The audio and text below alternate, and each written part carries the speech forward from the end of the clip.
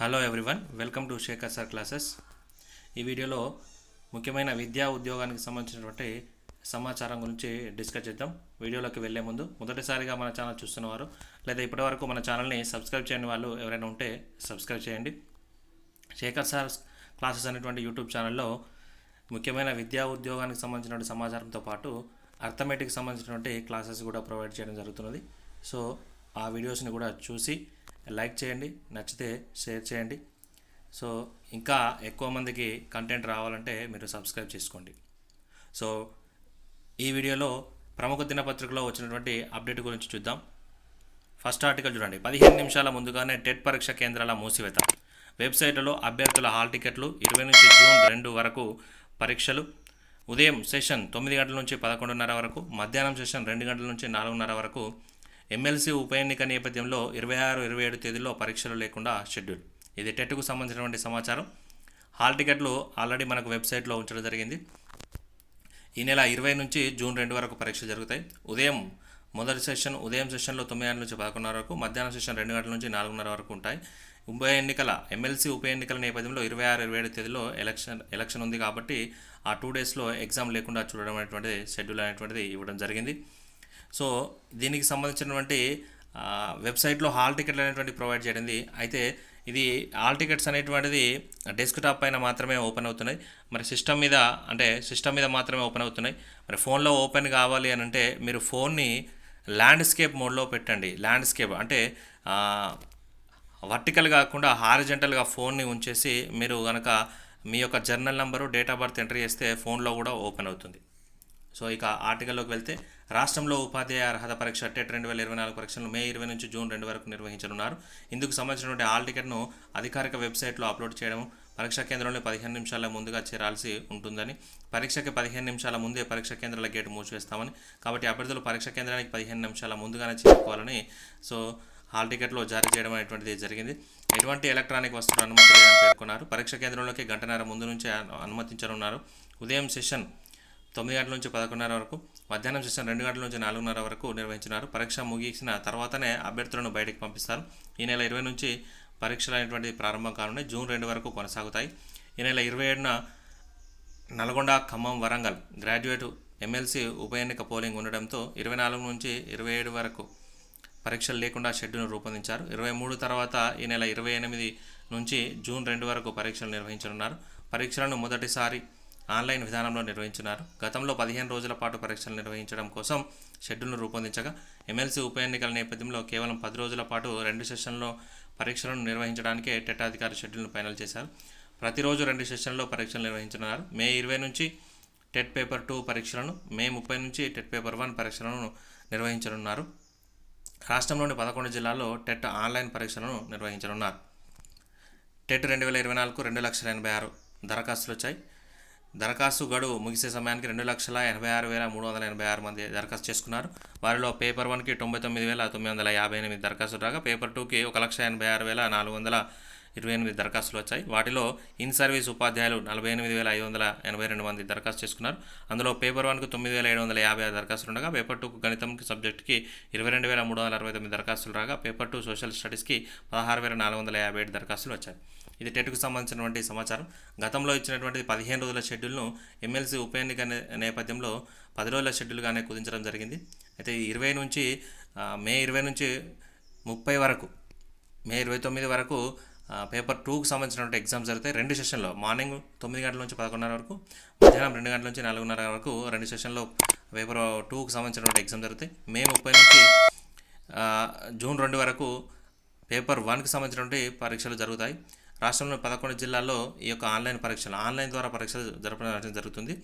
So 23 తర్వాత 24, 25 వరకు, 26 వరకు ఉంటున్నాయి. 26, 27, 28 అనేటువంటిది ఎగ్జామ్ షెడ్యూల్ అనేటువంటిది ఇవ్వలేదు. మళ్ళీ 28 నుంచి జూన్ 2 వరకు పరీక్షలు అనేటువంటిది నిర్వహిస్తారనేటువంటిది తెలియజేయడం జరిగింది. దీనికి సంబంధించినటువంటి అప్లికేషన్స్ కూడా డీటెయిల్గా ఇవ్వడం జరిగింది. పేపర్ 1కి ఎంతమంది అప్లై చేశారు, 99,958, పేపర్ 2కి 1,86,428 మంది, ఇన్ సర్వీస్ ఉపాధ్యాయులు 48,582 మంది, పేపర్ 1కి 756 మంది దరఖాస్తు రాగా పేపర్ 2 గణితానికి 22,369 దరఖాస్తులు వచ్చాయనేటువంటిది జరిగింది. పేపర్ 2 సోషల్ స్టడీకి 16,450 దరఖాస్తులు వచ్చాయి ఇన్ సర్వీస్ ఉపాధ్యాయులు. ఇది టెట్కు సంబంధించినటువంటి సమాచారం. నెక్స్ట్ ఆర్టికల్ చూడండి. త్వరలో టీచర్లకు ప్రమోషన్లు. 11లకు టెట్ అవసరం లేదని హైకోర్టు. కోర్టు ఆదేశాల మేరకు ప్రమోషన్లు ఇవ్వాలనే యోచనలో విద్యాశాఖ. ప్రాసెస్ ప్రారంభించేందుకు ఈసీకి లేఖ రాయాలని నిర్ణయం. పర్మిషన్ ఇవ్వకుంటే ఎన్నికల కోడ్ పూర్తి కాగానే ప్రక్రియ. ఇది టీచర్లకు సంబంధించినటువంటి మరి టెట్ టీచర్లు అనేటువంటిది వాళ్ళకి అవసరమా లేదా అనేటువంటి దాని గురించి ఆర్టికల్ అనేటువంటిది ఇవ్వడం జరిగింది. త్వరలో టీచర్లకు ప్రమోషన్లు. పదోన్నతులకు టెట్ అవసరం లేదన్న హైకోర్టు. కోర్టు ఆదేశాల మేరకు ప్రమోషన్లు ఇవ్వాలనే యోచనలో విద్యాశాఖ. ప్రాసెస్ ప్రారంభించేందుకు ఈసీకి లేఖ రాయాలని నిర్ణయం. పర్మిషన్లు ఇవ్వకుంటే ఎన్నికల కోడ్ పూర్తి కాగానే ప్రక్రియ మొదలైనటువంటిది ఈ యొక్క ఆర్టికల్ యొక్క హెడ్లైన్స్ ఇవ్వడం జరిగింది. రాష్ట్రంలో పెండింగ్లో ఉన్న టీచర్ ప్రమోషన్ల బదిలీ చేపట్టేందుకు విద్యాశాఖ ఏర్పాటు చేస్తున్నది. 2010 కంటే ముందు రిక్రూట్ అయిన టీచర్లందరికీ టెట్తో సంబంధం లేకుండా ప్రమోషన్లు ఇవ్వాలని హైకోర్టు ఇటీవల మధ్యంతర ఉత్తర్వులు ఇచ్చింది. దీంతో మధ్యలో ఆగిన టీచర్ల బదిలీలు ప్రమోషన్ల ప్రక్రియను తిరిగి వేగవంతం చేసేందుకు సర్కార్ రెడీ అయింది. ప్రస్తుతం ఎన్నికల కోడ్ ఉన్న నేపథ్యంలో పర్మిషన్ కోసం 2-3 రోజుల్లో ఈసీకి లేఖ రాయనున్నారు. టెట్ నిబంధనలతో నిలిచినటువంటి ప్రక్రియ. రాష్ట్రంలో అర్హులైన టీచర్లకు బదిలీలతో పాటు ప్రమోషన్లు ఇచ్చేందుకు గత ప్రభుత్వ హయాంలో విద్యాశాఖ షెడ్యూల్ రిలీజ్ చేసింది. సుమారు 10,000 మందికి ప్రమోషన్లు వచ్చే అవకాశం ఉందని అధికారులు గుర్తించారు. ఇది 2010 కంటే ముందు ఎవరైతే టీచర్లు రిక్రూట్ అయ్యారో వాళ్ళకు టెట్తో సంబంధం లేకుండా వాళ్ళకు పదోన్నతులు అనేటువంటిది ఇవ్వడం అనేటువంటిది జరగాలనేటువంటిది, వాళ్ళకు ప్రమోషన్లు ఇవ్వాలి అనేటువంటిది ఈ యొక్క ఆర్టికల్ యొక్క ముఖ్య ఉద్దేశం. సో 11లకు టెట్ అవసరం లేదన్నటువంటిది హైకోర్టు. ఆ హైకోర్టు యొక్క ఆదేశాల ప్రకారమే వీళ్ళ యొక్క ప్రక్రియను ప్రారంభిస్తారు అనేటువంటిది ఈ యొక్క ఆర్టికల్ యొక్క ముఖ్య ఉద్దేశం. త్వరలో టీచర్లకు ప్రమోషన్లు. ఇది సేమ్ ఆర్టికల్, దానికి సంబంధించినటువంటి కంప్లీట్ ఇన్ఫర్మేషన్. ప్రమోషన్లో నింపనున్న పోస్టులు. హెడ్ మాస్టర్ పోస్టులు 2,013 పోస్టులట. LFL HM పోస్టులు 2,130 పోస్టులు. స్కూల్ అసిస్టెంట్ పోస్టులు 5,563 పోస్టులు. ఇంకా ప్రమోషన్ల కోసము వీళ్ళ యొక్క ప్రమోషన్లు ఇవ్వడానికి ఉన్నటువంటి వేకెన్సీస్ అవి లిస్టులు అనేటువంటిది ఇవ్వడం జరిగింది. నెక్స్ట్ ఆర్టికల్ చూస్తే భారత వైమానిక దళానికి దరఖాస్తుల ఆహ్వానం. అగ్నిపథ్ పథకంలో భాగంగా అగ్నివీర్ వాయు భర్తీకి భారత వైమానిక దళం అవివాహితులైనటువంటి పురుషులు, మహిళా అభ్యర్థుల నుంచి ఆన్లైన్ దరఖాస్తులు ఆహ్వానిస్తున్నట్లు రక్షణ పౌర సంబంధాల అధికారులు గురువారం ఒక ప్రకటనలో తెలిపారు. ఈ నెల 22 నుంచి జూన్ 5 వరకు నిర్వహించిన రిక్రూట్మెంట్ ర్యాలీలో పాల్గొనేందుకు అభ్యర్థులు ఇచ్చినటువంటి అగ్నిపథ్ vayu.cdac.in వెబ్సైట్లో దరఖాస్తు చేసుకోవాలని సూచించారు. మరిన్ని వివరాల కోసం సికింద్రాబాద్లోని 12 ఎయిర్మెన్ సెలక్షన్ సెంటర్ లేదా 040277753500 ఫోన్ నంబర్ లేదా co.12ASC_EAP@gov.in మెయిల్ను సంప్రదించాలని పేర్కొన్నారు. భారత వైమానిక దళానికి సంబంధించినటువంటి దరఖాస్తుల ఆహ్వానం అనేటువంటిది జరుగుతుంది. ఈ నెల 20 నుంచి జూన్ 5 వరకు నిర్వహించినటువంటి రిక్రూట్మెంట్ ర్యాలీలో పాల్గొనాలి అనేటువంటిది అభ్యర్థులకు ఇవ్వడం జరిగింది. కంప్లీట్ డీటెయిల్స్ అనేటువంటిది వెబ్సైట్లో ఇవ్వడం జరిగింది. ఆ యొక్క వెబ్సైట్ ద్వారా అగ్నిపథ్ వాయు cdac.in అనేటువంటిది ఆ వెబ్సైట్ ద్వారా మీరు చూసి, లేదా ఏదైనా డౌట్ ఉన్నదనుకోండి కింద యొక్క హెల్ప్ లైన్ నెంబర్ అనేటువంటిది ఇవ్వడం జరిగింది. దానికి కూడా ఫోన్ చేసి మీరు దాని గురించి డీటెయిల్గా తెలుసుకోవచ్చు. ఇది మ్యారేజ్ కానిటువంటి వాళ్ళు పురుషులు మరియు మహిళా అభ్యర్థుల నుంచి ఆన్లైన్ దరఖాస్తులు అనేటువంటిది ఇవ్వడం జరిగింది. సో మీరు ఒక వెబ్సైట్ని కంప్లీట్గా ఒకసారి వెబ్సైట్ ఓపెన్ చేసి అందులో ఉన్నటువంటి ఏజ్ లిమిట్ కానీ క్వాలిఫికేషన్ కానీ ఒకసారి క్లియర్గా చూడండి. ఇది చాలామందికి యూజ్ అవుతుంది. అగ్నిపథ్ భారత వైమానిక దళానికి సంబంధించినటువంటి వాయు భర్తీకి సంబంధించినటువంటి ఈ యొక్క అప్లికేషన్. ఇది నిరుద్యోగులకు చాలా విధంగా ఉపయోగపడుతుంది. ఇది ఈ యొక్క ఆర్టికల్. నెక్స్ట్ ఆర్టికల్ చూడండి. జడ్జి పోస్టులో కనిపించని సమాంతర రిజర్వేషన్లు. మహిళా రోస్టర్ పాయింట్తో ఉద్యోగ ప్రకటన.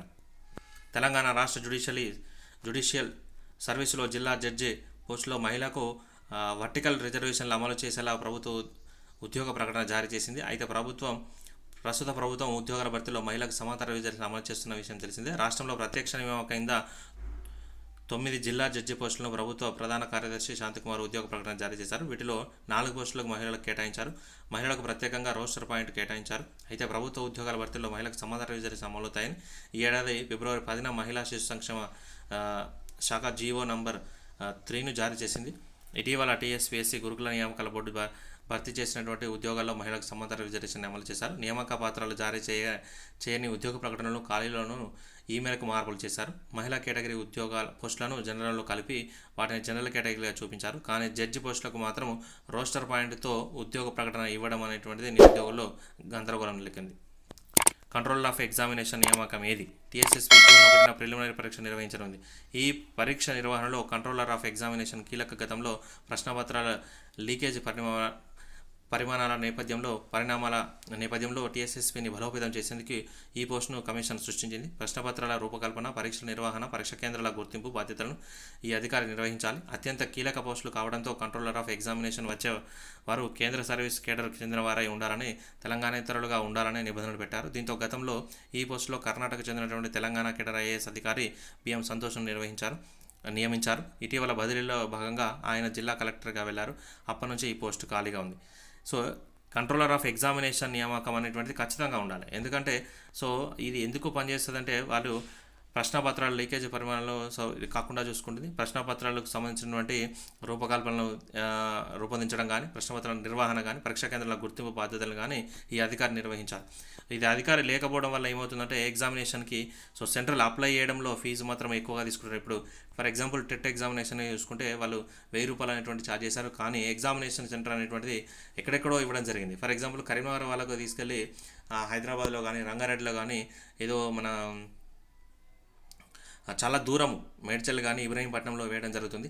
ఆల్రెడీ అప్లికేషన్కే 1000 రూపాయలు పెట్టినటువంటి నిరుద్యోగ అభ్యర్థి ఇప్పుడు మళ్ళీ ఛార్జెస్ పెట్టుకొని అంత దూరం వెళ్ళి ఎగ్జామ్ రాయాలి. సో ఇన్ని పోస్టులలో అంటే ఇన్ని విధాలుగా ఎగ్జామ్ కండక్ట్ చేస్తున్నారు. మార్నింగ్ సెక్షన్ అని, ఆఫ్టర్నూన్ సెక్షన్ అని. మరి ఇన్ని విధాలుగా ఎగ్జామ్ కండక్ట్ చేసినప్పుడు దూరం ఉన్నటువంటి విద్యార్థికి ఇక్కడ నియర్ బై సెంటర్ అనేటువంటి చూజ్ చేసుకొని ఎగ్జామినేషన్కి ఇవ్వడం అనేటువంటిది జరగాలి. సో లేకపోతే అభ్యర్థి అనేటువంటి నిరుత్సాహానికి గురై వాళ్ళ యొక్క అప్లికేషన్స్కి అనేటువంటిది ఎగ్జామినేషన్కే 1000 రూపీస్ పెట్టేసి అంత దూరం వెళ్ళి ఎగ్జామ్ రాయడం అనేటువంటిది చాలా కష్టంగా ఉంది. సో ఇది చాలా యొక్క గవర్నమెంట్ అనేటువంటిది స్పందించి దీనికి సంబంధించి నిరుద్యోగుల పక్షాన ఉండి వాళ్ళకు చాలా యూస్ఫుల్గా ఉండే విధంగా సెంటర్లు గుర్తించడం కానీ, రిజర్వేషన్లో కల్పించడం కానీ, లేదా వాళ్ళకి నియర్ బై సెంటర్ని ఇవ్వడం కానీ, లేదా ఫీజు తగ్గించడం కానీ జరగాలి. సో ఈ కంట్రోల్ ఆఫ్ ఎగ్జామినేషన్ తొందరగా నియమించాలనేటువంటిది నిరుద్యోగుల పక్షాన మేమందరం కోరుకుంటున్నాం.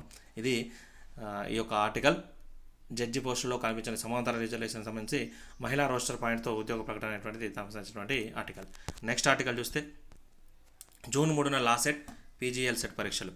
తెలంగాణ లాసెట్ పీజీఎల్ సెట్లను జూన్ 3వ తేదీన నిర్వహించినట్లు సెట్ కన్వీనర్ విజయలక్ష్మి తెలిపారు. అభ్యర్థులు ఈ నెల 20 వరకు 2000 ఆలస్య రుసుముతో ఆన్లైన్లో దరఖాస్తు చేసుకోవాలన్నారు. ఇప్పటికే దరఖాస్తు చేసుకున్న వారికి ఈ నెల 20 నుంచి 25 వరకు ఎడిట్ ఆప్షన్ ఇచ్చామన్నారు. పరీక్షలు జూన్ 3వ తేదీన జరుగుతాయని చెప్పారు. ఉదయం 9 గంటల నుంచి 10:30 వరకు, మధ్యాహ్నం 12:30 నుంచి 2 గంటల వరకు 3 ఏళ్ల డిగ్రీ కోర్సులు, సాయంత్రం 4 గంటల నుంచి సాయంత్రం 4 నుంచి 5:30 వరకు 5 ఏళ్ల ఇంటిగ్రేటెడ్ డిగ్రీ టీఎస్పీజీఎల్ సెట్ పరీక్షలు నిర్వహిస్తామనేటువంటిది తెలిపారు. ఇది జూన్ 3న. మార్నింగ్ సెక్షన్ అనేటువంటిది 3 ఏళ్ళకి సంబంధించినటువంటి లాసెట్, ఆఫ్టర్నూన్ సెషన్ అనేటువంటిది 5 ఏళ్ళకి సంబంధించినటువంటి ఎగ్జామినేషన్, సాయంత్రం అనేటువంటిది పీజీఎల్ సెట్ సంబంధించినటువంటిది 4 నుంచి 5:30 వరకు 5 ఏళ్ళ ఇంటిగ్రేటెడ్ డిగ్రీ టీఎస్పీజీఎల్ సెట్లు అనేటువంటిది నిర్వహిస్తారనేటువంటిది ఒక ప్రకటనలో ఇవ్వడం జరిగింది. ఇది ఈరోజు ప్రముఖ దినపత్రికలో వచ్చినటువంటి ముఖ్యమైన విద్యా ఉద్యోగానికి సంబంధించినటువంటి సమాచారం. ఈ వీడియో కనుక మీకు నచ్చినట్టయితే లైక్ చేయండి, షేర్ చేయండి. ముఖ్యంగా ఇలాంటి వీడియోస్ కోసం మీరు మన యొక్క ఛానల్ని సబ్స్క్రైబ్ చేసుకోండి. Thank you very much.